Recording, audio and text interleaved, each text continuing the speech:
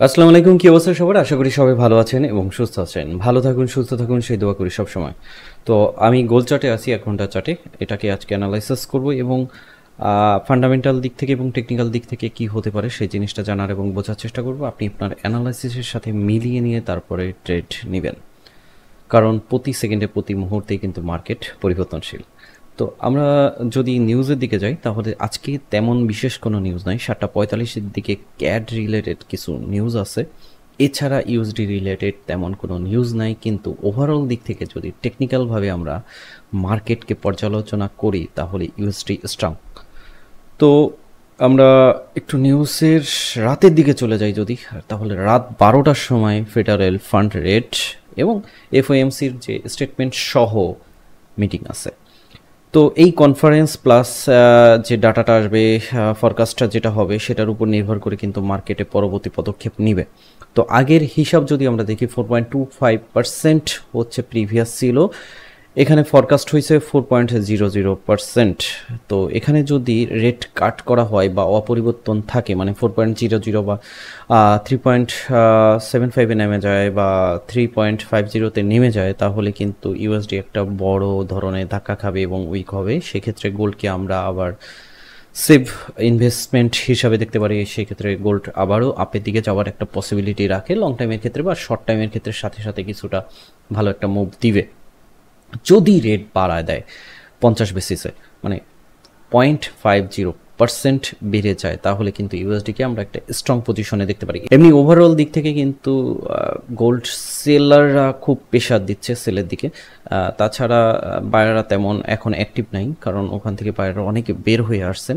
বিশেষ করে রিটেলার্সরা মারা খাইছে এই গোল্ডের একটা পতনে।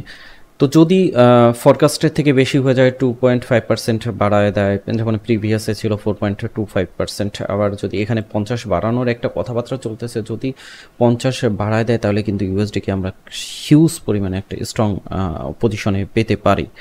সেই ক্ষেত্রে গোল্ড কিন্তু পতন হবে এবং সেলের দিকে টার্ন নেবে।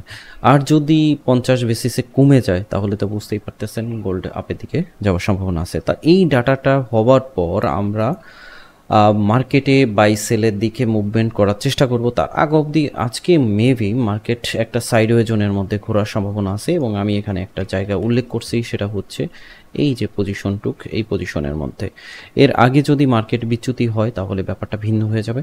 তো এখন আজকের যে টার্নিং পয়েন্ট আছে, সেটা হচ্ছে এইটা 3 পয়েন্ট আসতেছে, হচ্ছে টার্নিং পয়েন্ট 3956। এটা হচ্ছে আজকে টার্নিং পয়েন্ট। টার্নিং পয়েন্টের উপরেই কিন্তু মার্কেট অবস্থান করতেছে। কিছুটা নামছিল, যদি নামার পরে এই চন ক্যান্ডেলে আপনারা দেখেন যে নিচে অবস্থান করতেছে, তাহলে আমরা সেলের দিক থেকে একটা স্কাল্পিং করে 390 এর আশপাশ থেকে একটা প্রফিট আদায় করে নিতে পারি। যদি 3900 এটা ক্রস করে, তাহলে মার্কেট একটা ভিমসে ডাউন ট্রেন্ড দিবে। এবং উপরের দিকে যদি আমরা খেয়াল করি, তাহলে হচ্ছে 4020 এই একটা পজিশন আছে। এই পজিশনটা যদি মার্কেট ক্রস করে, তাহলে মার্কেট কিন্তু একটা আপ টার্ন দিবে। তবে ওভারঅল দিক থেকে বিশ্লেষণ করলে যে জিনিসটা হয়, ফেড কার্ডের রেটের আসার আগ মুহূর্ত পর্যন্ত মার্কেট এই জোনের মধ্যে ঘুরপাক খাওয়ার পসিবিলিটি আছে। অতএব আপনারা 4020-কে এসএল ধরে সেল টার্নে থাকাটা আপাতত আমার দৃষ্টিতে ভালো হবে, কারণ সেলের একটা প্রেশার রয়েছে। সেই হিসাবে সেল থেকে আপনারা একটা প্রফিট নিয়ে নিতে পারেন।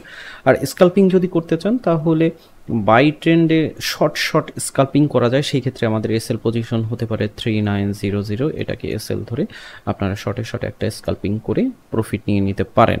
তবে নামার সম্ভাবনা যদি নামেও, তাহলে এখানে যেটা দেখতে পারতেছেন 3933, এই পর্যন্ত একটা নামার পসিবিলিটি আছে। যদি এটা ক্রস করে, তাহলে কিন্তু মার্কেট 3900-তে চলে যাবে।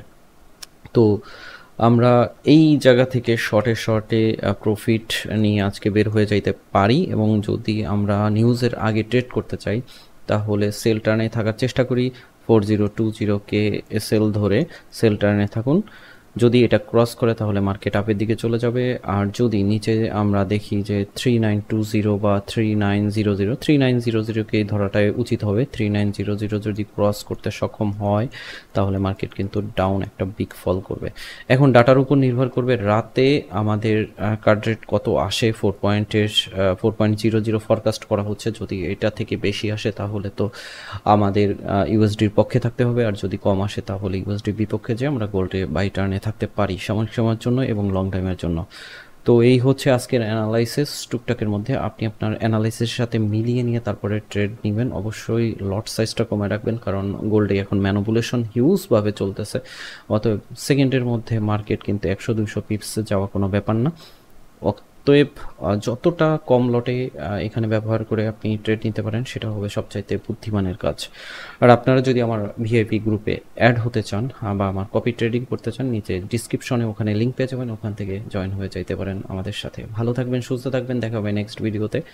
আর আপনার যে কোনো ধরনের মন্তব্য প্রশ্ন থাকলে নিচে করতে পারেন, সেই সময় উত্তর দিয়ে দেওয়া হবে। ভালো থাকবেন, আল্লাহ হাফেজ।